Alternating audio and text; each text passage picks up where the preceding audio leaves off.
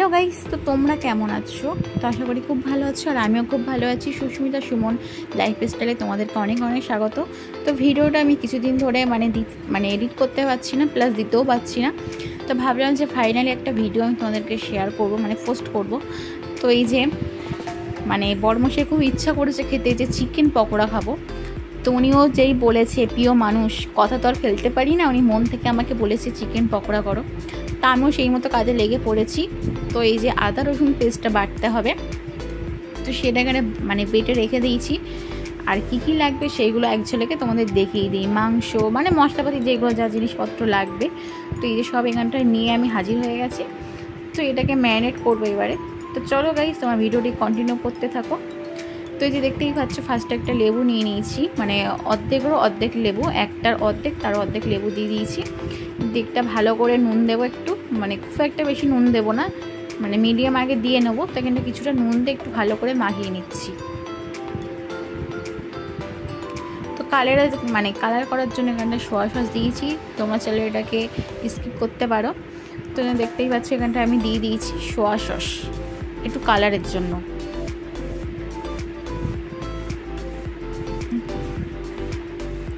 তো এখানে দিয়ে দিয়েছি যে পেস্টটা করেছিলাম, পেঁয়াজ আদা রসুন বাটা, সেই পেস্টটা দিয়ে দিয়েছি। এখানটা পেঁয়াজ তোমরা চাইলে কুচিয়েও দিতে পারো, তা আমার কুচিয়ে দেইনি, আমি বেটে দিয়েছি। তো এটা ভালো করে মাংসের সাথে আরেকটু মাখিয়ে নেব। তো এখানটায় পরিমাণ মতো দিয়েছি চালের গুঁড়ো 2 চামচ চালের গুঁড়ো, আর 3 চামচ দিয়েছি বেসন। এখানটা চাইলে কর্নফ্লাওয়ারও দিতে পারো। তো এখানটায় আমি চালের গুঁড়ো আর বেসন ইউজ করেছি। তো এই জায়গা করে দিয়েছি জিরের গুঁড়ো, তারপর এটা হচ্ছে ঝালের গুঁড়ো,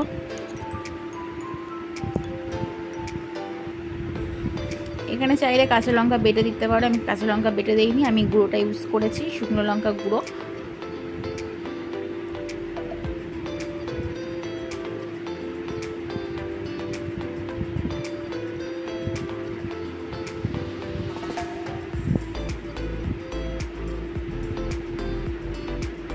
তো এটা ভালো করে ম্যারিনেট করব, এখনো দেওয়া হয়নি। তো এর মধ্যে হলুদ দিয়ে দিয়েছি,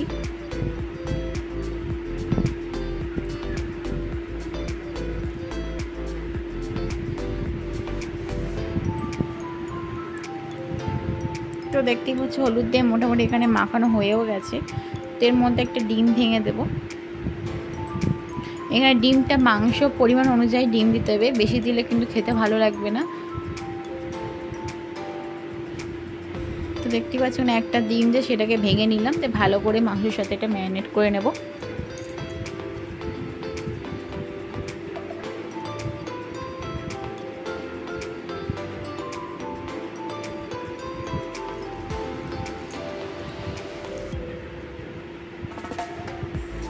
দেখতেই পাচ্ছ এখানে আমার ম্যারিনেট হয়ে গেছে। লাস্টে একটু গরম মশলা দিয়ে দিয়েছি সেন্ট হওয়ার জন্য।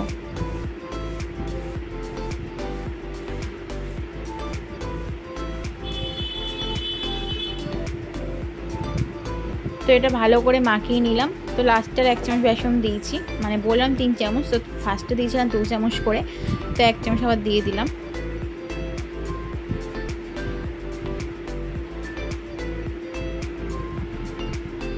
তো লাস্টে এখানটা গোলাপ জল কেওড়া জল দিয়েছি, আর এখানটা জল ইউজ না করলেও হয়ে যাবে, ডিমের যে জল আর গোলাপ জল কেওড়া জল দিলে জলটা এখানে লেগে যায়, জলটা না দিলেও হবে, জলটা স্কিপ করলেও হবে। তো দেখতেই পাচ্ছ আমার এখানটা মোটামুটি ম্যারিনেট হয়ে গেছে।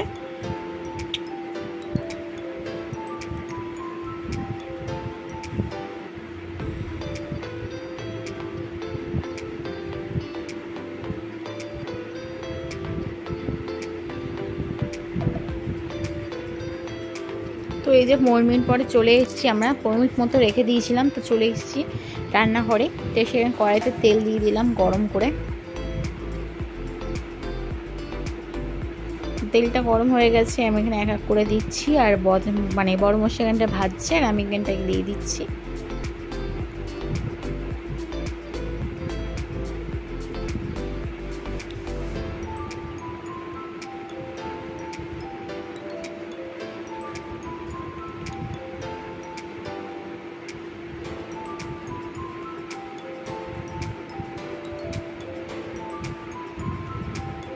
দেখতেই পাচ্ছ এখানটা দিয়েছি। আর একটু অনেক কড়া মানে কড়াটা একটু বেশি গরম হয়ে গেছে, তো এই কড়াটা একটু লাল হয়ে গেছিলো বেশি।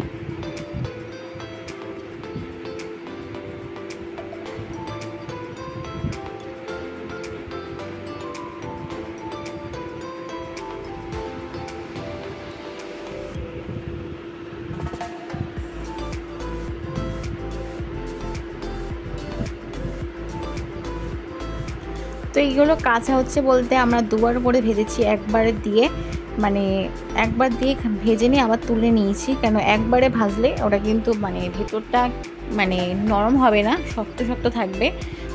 একবার করে ভেজে নিয়ে আবার যদি দুবার দেওয়া হয় তখন কিন্তু খেতেটা বেশ ভালো হবে আর নরম হবে জিনিসটা। তো এই যে আমি আবার একবার দিয়ে দিলাম।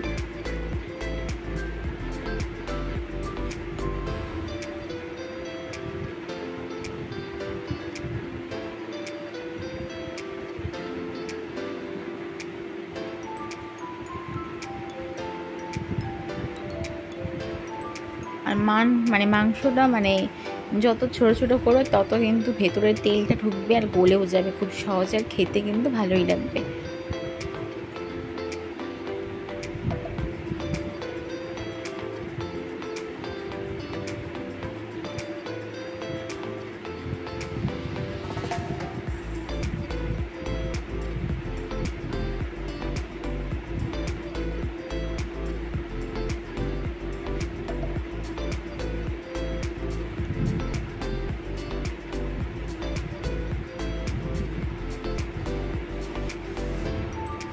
তো দেখতেই পাচ্ছি মানে একটা একটা করে দেওয়া হয়ে গেছে, এটা হচ্ছে লাস্ট বার।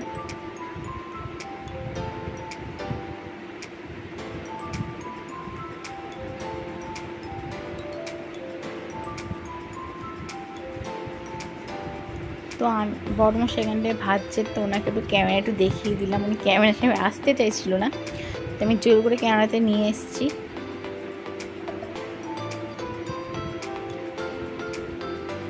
তো এই যে আমরা বললাম যে দুবার করে ভেজেছি, তো এই সবগুলো এখানটা ভাজা হয়ে গেছে। তো কড়াইতে দিয়ে এটা ভালো করে আর একবার ভেজে নেব। দুবার করে ভাজলে কি জিনিসটা নরম হয়, খেতে কিন্তু ভালো লাগে আর ভাজাটাও সম্পূর্ণভাবে হয়।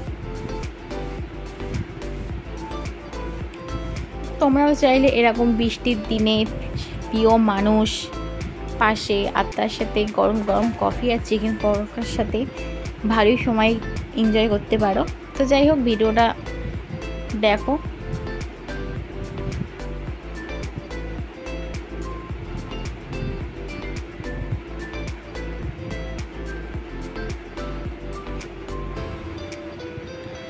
তো এই যে একবার এখানটা দিয়েছিলাম, তো আমরা তুলে নিচ্ছি।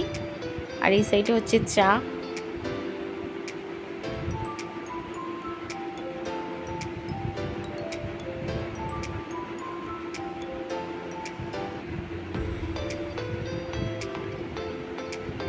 তেলটা কেন ঝরিয়ে ঝরিয়ে তুলে নিচ্ছি না, তেল সমেত উঠে আসবে, ওই জন্য তেলটাকে ঝরিয়ে ঝরিয়ে পকোড়াগুলো তুলে নেওয়া হলো।